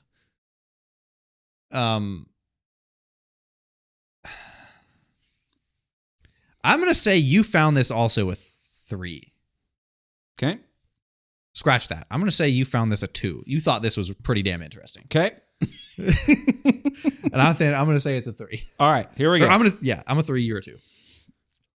A hobbit-like species of humans lived about 18,000 years ago. They were the size of a 3-year-old. They lived with pygmy elephants and 10-foot-long lizards. What the hell? This one,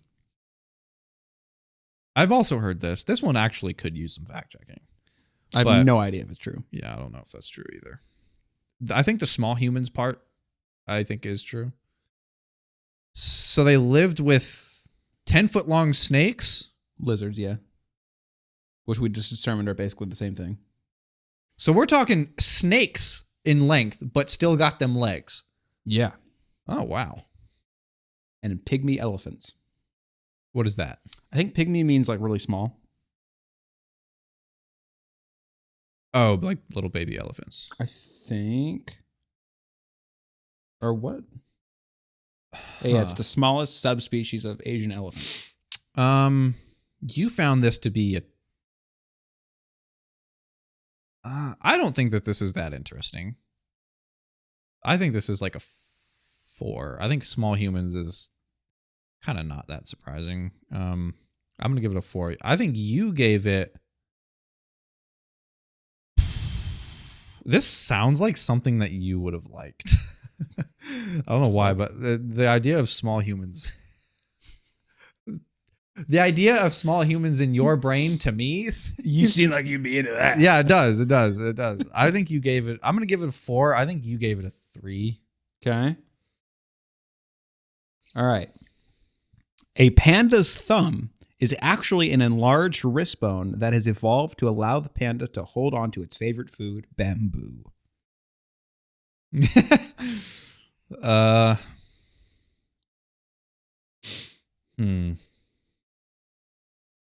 This is 4 for me. That's like cool, but not that interesting. Your 4 is taken.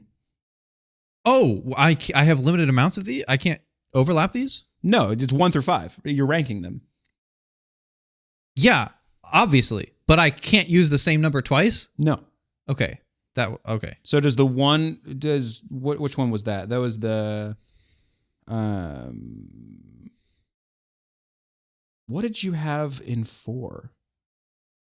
That was the small humans. So does small humans get downgraded?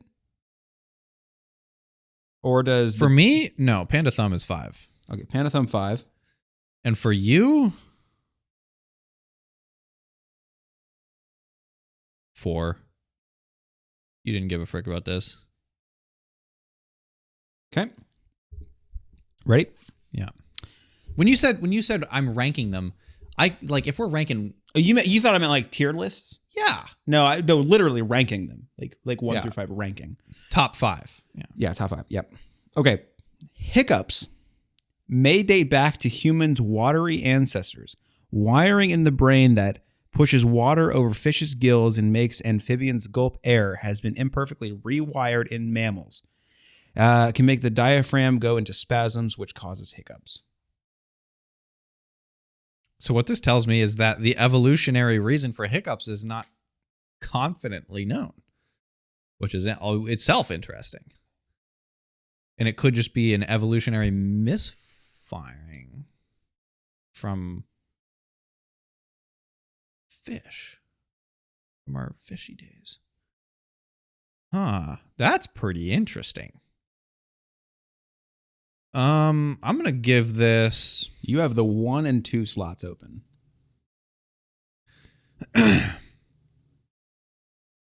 I really hope number 5 is also really interesting. And remember, you can change these. For my sake, I'm going to give this a... This is interesting. I'm going to give this a 2. You're going to give it a 2. And for me, you have 1 and 5 open. Most interesting and least interesting. Damn.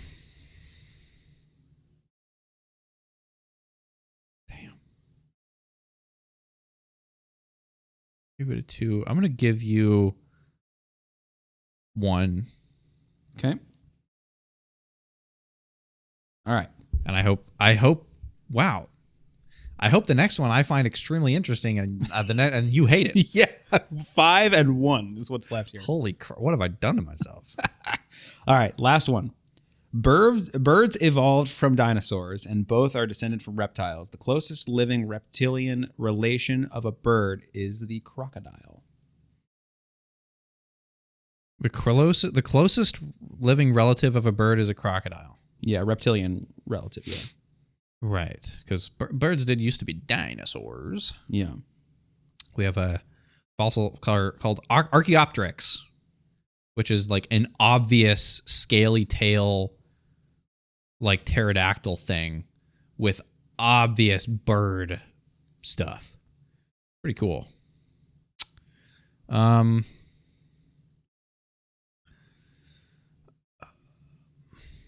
Birds closest living mammal reptile sibling is. So I have to. I'm gonna have to do some rearranging here. So where you're at now, I'll just give you mine. So in the 1 slot, you've got hiccups. In the 2 slot, snakes. 3 slot, small humans. 4 slot panda thumb. 4th, and then 5 slot. So you have to. Well, you might as well write these down. You have to be 5, and I have to be 1. Yeah, those are locked in, but you can rearrange them. Okay, so I'm gonna move crocodile birds. I'm gonna swap for you. I'm gonna swap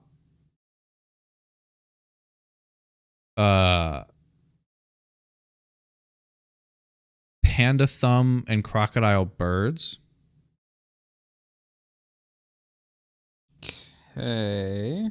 So panda thumb for you is Now the last, right? the worst. Yeah. Worst thing you've ever seen in your life. And crocodile birds are kind of interesting, but not very. Okay. Fish hiccups, I'm thinking I'm keeping that at 1. Snake hip bones 2 for you. Small humans, elephants 3. I think I'm going to lock that in. I'm going to lock in. You think fish hiccups, our hiccups being fish misfires, is the most interesting thing. And you think snakes having hip bones is also pretty freaking interesting. And small humans and elephants are pretty interesting, but not crazy. crocodile birds are, I mean, it's fine, cool, I guess. And then you think panda thumbs are like, whatever, dude. That's stupid. Stupid bamboo eating frickers. You ready for the reveal? Yeah. Okay. So Wait. Tell me how many I have correct first, and not which ones. Oh, and you want to maybe do another rearranging? Maybe. Okay, so remember, it was 2 points for a correct and 1 point for one deviation. Do you want me to give you how many points you have total or only how many spot ons you have? Well, either way, I have potential to make it better or worse. So I could mess something up or get it closer. What do you want me to tell you? Tell me how many correct ones I have. Spot-ons. Not how many points. Yeah. Okay. 0. Okay, so what do I want to change here? Can't really get much worse than that. Because I'm looking for 6 points. Yeah. Okay, so I have 0 correct. So, which doesn't mean you don't have points on the board. It's correct, just, right? But it does mean that I don't have enough points on the board.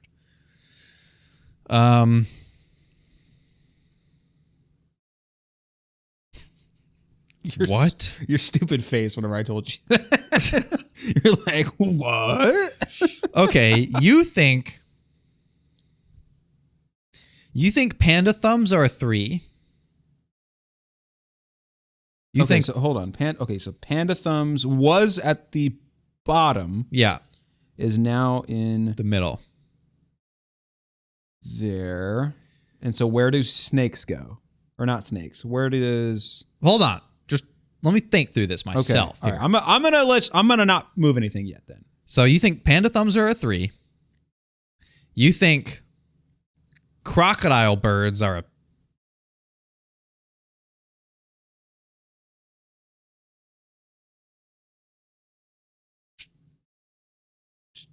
5?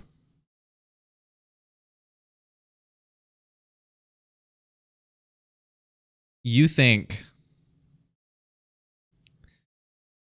small humans and elephants is a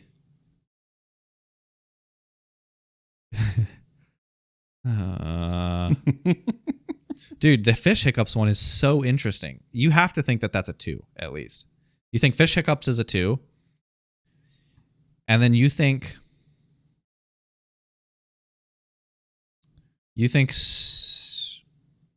see, 4 seems too low for the last remaining 2 of snake hip bones and small humans and elephants. But you think small humans and elephants is a 1, and then the snake hip bones is a 4.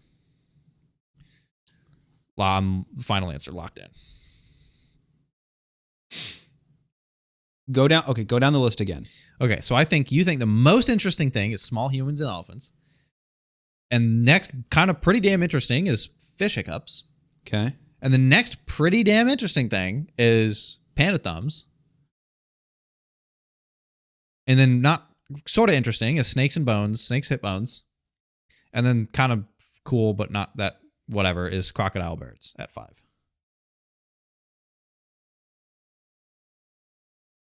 Okay, you're locking that in. Locked in. That was a good rearrange. Oh, good. It was. Good. You got. I'll give you the points, total points first, and then we'll go through them. Okay. You got 8 points. You got Let's 8 go. points. So, small humans and elephants, I did have at 1. I knew you would think that that's dude, interesting. The idea of little baby humans running Yeah. around with elephants, that's pretty freaking interesting. See, I don't give a damn about that. And also, only 18,000 years ago? That's an evolutionary blink of an eye. Yeah, that's what I'm saying. Yeah. So, I was at 1. The fish hiccups was at 2. Okay. Here's where you flipped them. I had panda thumbs in what? No, I had snake hip bones in 3 and panda thumbs in 4. Oh, And then I okay. had birds at 5 because everybody knows that. Yeah.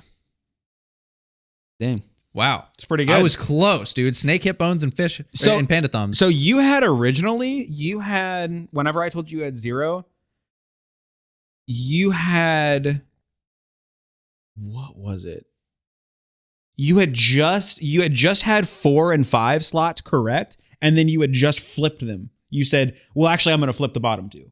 Is basically what you said. Oh. So you flipped both of those off of correct into incorrect, and then I told you it was 0. So and that would have been enough points to win. He would have had exactly Okay, 6. so telling me how many I had correct was vital.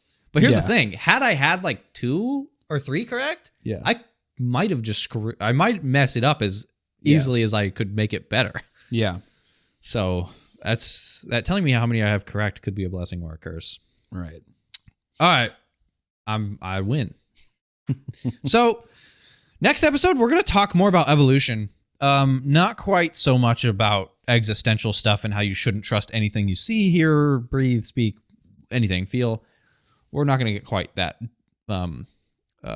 existential, but we are going to get on a more happy topic. So we're going to talk about next episode how evolution made us altruistic, how the selection pressure of friendliness, right? That's pretty interesting. It is interesting. Our selection pressure of morality. I'm very curious to learn more about this. So get excited. If you like seeing this stuff, like the damn episode, comment on the damn episode, and subscribe. And we'll talk to you then. See ya.